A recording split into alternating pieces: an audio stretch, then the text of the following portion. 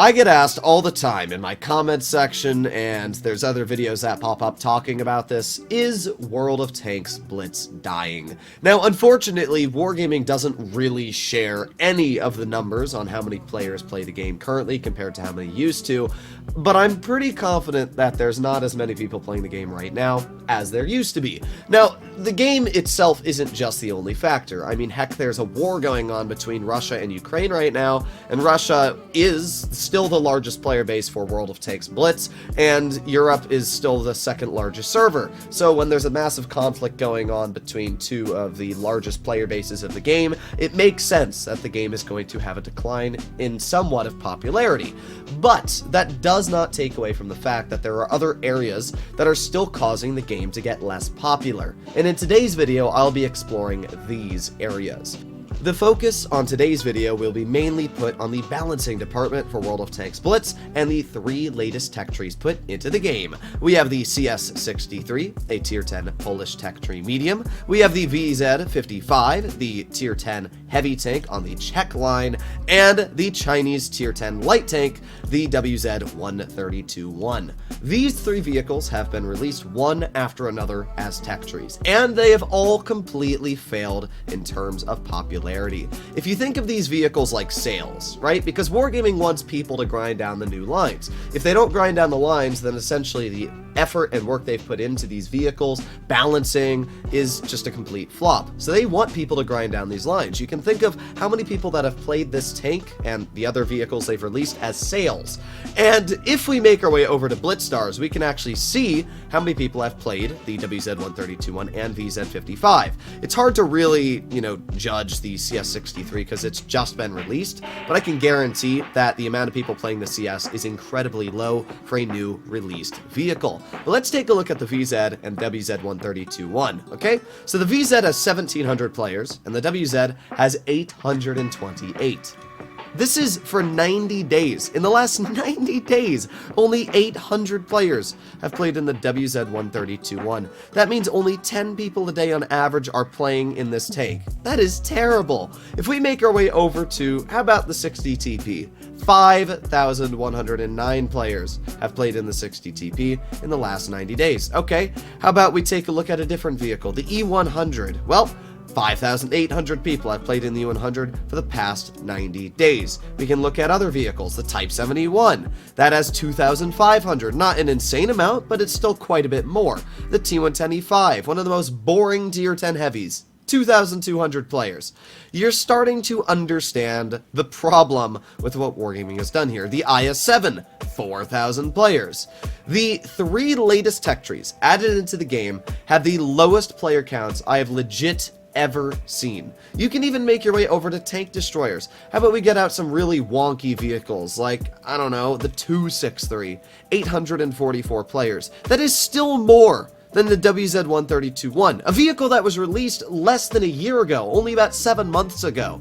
I mean, that is atrocious. And it really showcases the failure of Wargaming's balancing department on the latest trees of the game.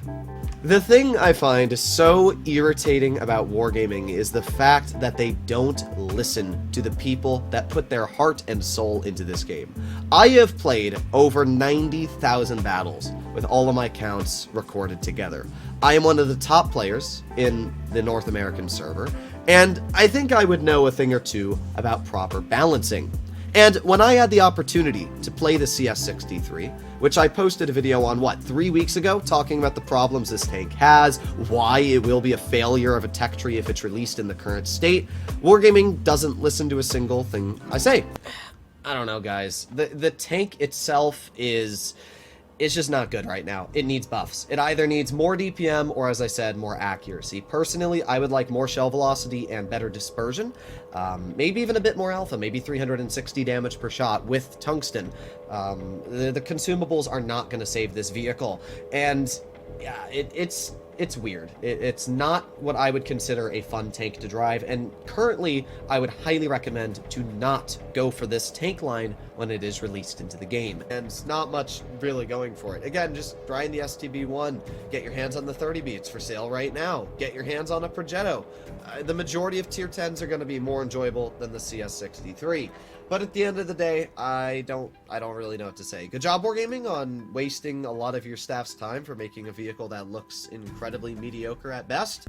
To put into your minds how poorly balanced the CS63 is, let's compare it to a Leopard 1, another tech tree medium. Well, the Leopard has 20% more DPM. Instead of 3,300, it has 3,945. The Leopard has more penetration by about 10 on the standard, and it has about 10 more premium pen as well. It's actually awful premium pen the CS63 has. The shell velocity is 50% worse on the CS63, which is something I even pointed out needed to be changed before the vehicle was released. Sure, the aiming time is slightly better than the Leopard, but the overall base dispersion is 20% worse. 0.317 is atrocious for a medium. The on-movement dispersion is also atrocious. It's about 20% worse once again than the Leopard 1. Gun depression is the same. Top speed, it is 10 kilometers per hour slower. And even though the CS63 does get gear oil, you're only going to be able to achieve a top speed at most of 62 if you're running double gear oil, where the Leopard can still go 65. Sure, you can reverse faster in the CS,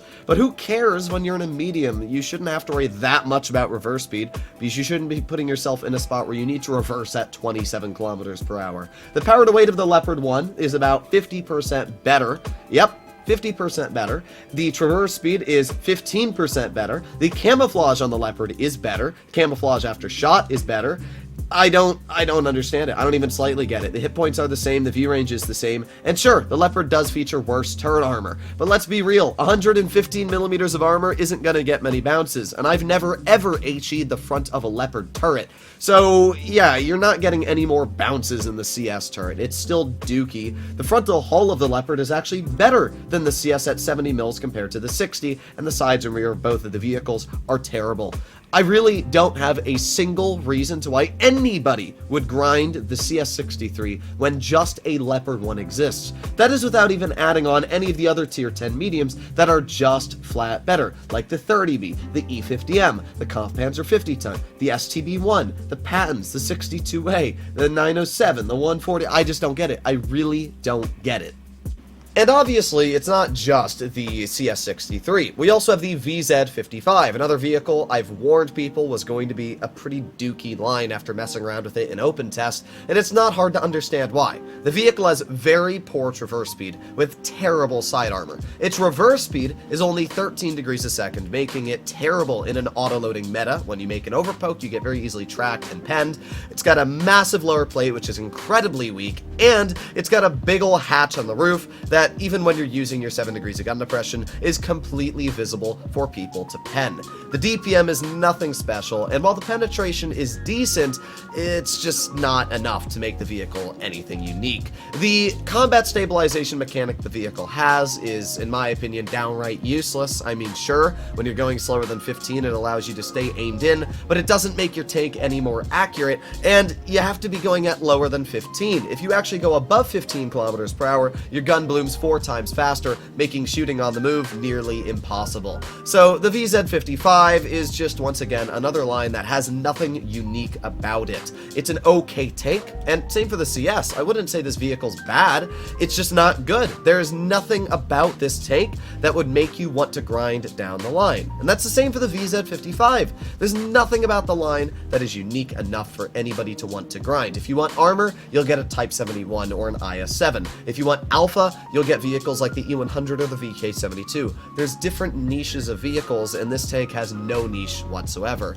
And then we arrive to the final vehicle in the bunch, the WZ-132-1, a tank that I have tried so hard to like, and I do actually like the vehicle. It is a unique tank. The problem is it's just terribly balanced. The tank needs 7 degrees of gun depression. I've said it time and time again. It's got an amazing mechanic, which is the adaptive concealment, especially judging that you can get unspotted 3 seconds faster, and you can see who has detected you. It's just an incredible mechanic. But the problem is it's put on a vehicle that has no flexibility. You're a light tank that features negative levels of gun depression. And I mean, sure, the Boss Shotgun doesn't feature good gun depression, but it's an autoloader that can deal 1050 damage in a matter of 5 seconds. This tank is not an autoloader, it's a single shot. And being a single shot, you need flexibility, like the Vickers Light. This vehicle needs 7 degrees of gun depression. I've said it time and time again. Why does the Type 62, which is basically the same exact vehicle, get 7, but this doesn't? It makes 0 sense. And instead of doing that, what Wargaming has done is they buffed the alpha, but they've nerfed the one unique factor about this tank, which was its superior 3500 DPM. So now there's again just really no reason to grind the WZ-132-1. I haven't even tried it since the changes. Maybe it's better, maybe it's worse, but it took away the one unique ability that I thought it had going for it. So at the end of the day, all 3 of these lines are complete failures. And I've pointed out along the way before these vehicles releases that they would be failures. Wargaming has completely ignored the advice I have given, and it shows because these vehicles, I mean, they're the least popular tanks in the game. And the most disappointing part to me is that all 3 of these vehicles had great opportunities to be balanced very well and exciting for people to play. The WZ-132-1 needed 2 things to happen. It needed more turret armor, enough to actually get the occasional bounce here and there, and it also needed 7 degrees of gun depression. Doing this would have allowed the tank to be flexible on the majority of ridge lines you play it, and the turret armor would allow it to use that gun depression effectively and actually get bounces against other mediums. The VZ-55 just needed more side armor, the hatch to be much stronger and given 8 degrees of gun depression while having 15 kilometers per hour of reverse. This would allow the vehicle to deal a lot better with the auto-loading meta against, 57 heavies, 4005s, TVPs, and be able to reverse out of trouble. At the same time, giving the tank more side armor would allow it to get better side scraping positions and bounces, and giving it a stronger hatch with 1 more degree of gun depression would allow the vehicle to work hull down a bit stronger. It wouldn't make the tank overpowered, and it would make it very well balanced.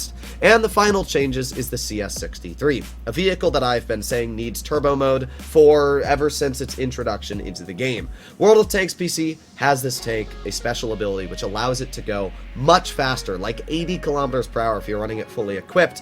And with the turbo mode activated, the downside is you lose DPM, you lose accuracy, and you lose like all of the advantages your tank would have when it comes to the gun. So turbo mode allows you to get super aggressive to an early game position, but after that you have to turn off turbo mode to actually use your tank effectively. It's a really good balancing factor, and I think that Wargaming should bring that into the tanks for Blitz. Like, why doesn't the CS get a turbo mode, allowing it to extremely fast make its way into the front line, but then you can disable it and play it like a normal vehicle? It wouldn't be hard to implement. I mean, we already have super speed boost. All Wargaming needs to do is put a permanent super speed boost that you can activate and deactivate on your consumable slot. And it should take maybe 5 seconds to activate. You have to hold the button or you press it and sit still for 5 seconds and then it activates the ability. It would be very easy to implement, and it wouldn't take that much brainstorming to actually come up with a balanced way to bring it into Blitz. But again, instead we have a vehicle that has really nothing unique going for it. It has no armor, it doesn't have any unique gun depression attributes, its gun is not accurate, its shell velocity is dookie. I mean, even without giving it turbo mode, there's a lot of ways the vehicle could have been balanced. Make it very accurate on move, make it a little bit faster, don't give it, these weird consumables, and just give it higher DPM, 3500. There's a lot of things that could have been done, which would have allowed the vehicle to be incredibly unique. But again, none of these things happened. And I've been calling, as many of you have along the way, that these vehicles are going to be a waste of time, because why would I ever want to play this tank when I can play, a STB-1 or a Leopard 1 or an AMX 30B? And that's the problem I have. As I said, I am here to try and help Wargaming on their balancing, and while I may not work for the company, I have definitely tried to tell them a lot of the things as an experienced player, as a long pedigree of playing tanks in this game, what could be done to massively help the game. And it just, nobody listens. I mean, it's very irritating. And Wargaming doesn't even just have to listen to me. There's a lot of other skilled players out there that obviously have very good opinions that as well could help balance out the game. But they don't listen to anybody. I mean, the testers don't even play the game themselves. And this isn't an attack on Wargaming. I mean, this is just me stating the obvious. These 3 tech trees have been a disaster for the game. They have brought nothing unique to the table, and while they are decently balanced, it doesn't make them exciting to play. I think Wargaming's been so scared that they were going to release overpowered tanks that they're going to have to nerf like previous vehicles that they're just not going to do that anymore, which is okay, but you still have to make them exciting in some way, shape, or form, or you're going to get stuck with a vehicle like the CS where nobody's going to grind it. So at the end of the day, the 3 latest tech trees that have been indoctrinated into the game have been complete failures. They have had the lowest player counts I've ever seen, and because of that, I've seen less and less players coming into the game. I don't know what to say, guys. It's just really disappointing. I don't like to see this game fail, and obviously this is a game I like. I don't like to make videos like this, but at the same time, it's just disappointing to see the continuous failure of new vehicles added into the game.